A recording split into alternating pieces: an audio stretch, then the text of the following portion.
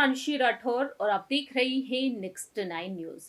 UP में नगर निकाय चुनाव की तारीखों का ऐलान किया जा चुका है और तब से लगातार सियासत गरमाई हुई है। 4 और 11 मई के दिन वोटिंग होगी और 13 मई को नतीजे सामने आएंगे।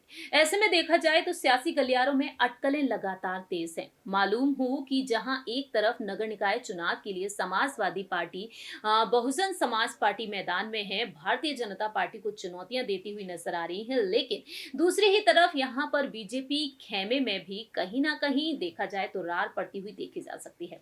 दरअसल आज हमारी इस खास रिपोर्ट के जरिए एक बार हम फिर से बात करेंगे यादव कुनबे की छोटी बहू अपर्णा विष्ट यादव के बारे में। अपर्णा विष्ट यादव जिन्होंने डंकी की चोट पर यहां पर भारतीय जनता पार्टी के समर्थन में अपनी बातें रखी है। यूपी के विधानसभा चुनाव के दौरान अपर्णा विष्ट यादव जिस तरह से बीजेपी में शामिल हो गई, तब से लगातार अटकलें यही तेज हुई कि आखिरकार अपर्णा को क्या कुछ अहम जिम्मेदारी मिलेंगी। लेकिन अब तक अपर्णा को यहां पर कोई भी जिम्मेदारी, कोई भी बड़ा पद नहीं मिला है।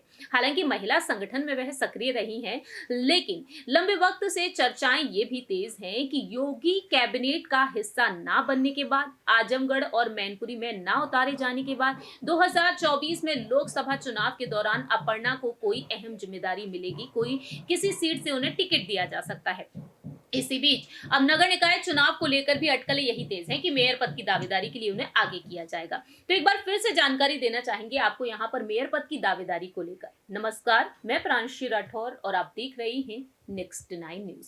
अपर्णा विष्ट यादव जिन्होंने डंके की चोट पर अपनी बातें रखी हैं हमेशा ही, और अब देखा जाए तो यहाँ पर कहीं ना कहीं अपर्णा विष्ट यादव एक बार फिर से पीछे रहती हुई नजर आती है। ऐसा हम क्यों कह रहे हैं? क्योंकि आगामी नगर निकाय चुनाव को लेकर, मेयर पद की दावेदारी को लेकर इस वक्त कई नाम रेस में बने हुए हैं, जैसा कि हमने आपको बीती पिछली रिपोर्ट में जानकारी दी ही थी। आपको जानकारी दे दें कि अब नगर निकाय चुनाव को लेकर लखनऊ से लेकर दिल्ली तक दौड़ लगाना शुरू हो चुका है। भाजपा में सबसे ज्यादा टिकट के लिए मारामारी है। पार्टी से जुड़े सूत्रों के मुताबिक भाजपा 14 मेयर प्रत्याशियों में से 11 का टिकट काट सकती है और सिर्फ 3 का ही रिपीट होगा। ऐसे में देखा जाए तो यहाँ पर डिप्टी सीएम ब्रजेश पाठक की पत्नी भी दावेदार है।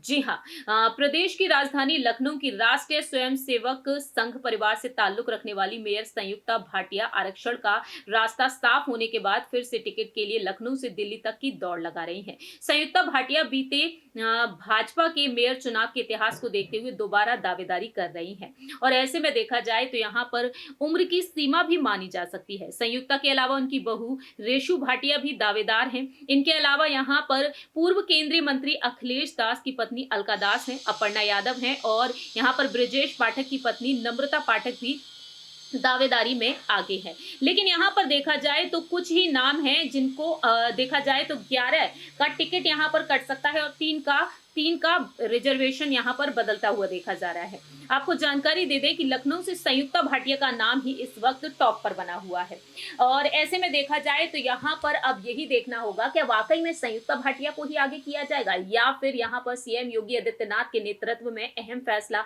अपर्णा को लेकर भी लिया जाएगा, क्योंकि अपर्णा कहती हैं कि आलाकमान का जो फैसला होगा वह उसे जरूर स्वीकार करेंगी। 2024 को लेकर जब उनसे सवाल पूछे गए थे। देखना दिलचस्प होगा कि अपर्णा को वाकई में यहाँ पर कोई पद मिलता है, कोई जिम्मेदारी मिलती है या फिर नहीं, या फिर अपर्णा विष्ट यादव बीजेपी में इसी तरह से काम करती हुई देखी जाएंगी। इस खास रिपोर्ट में इतना ही। बाकी की तमाम अपडेट्स के लिए देखते रहिए नेक्स्ट 9 न्यूज।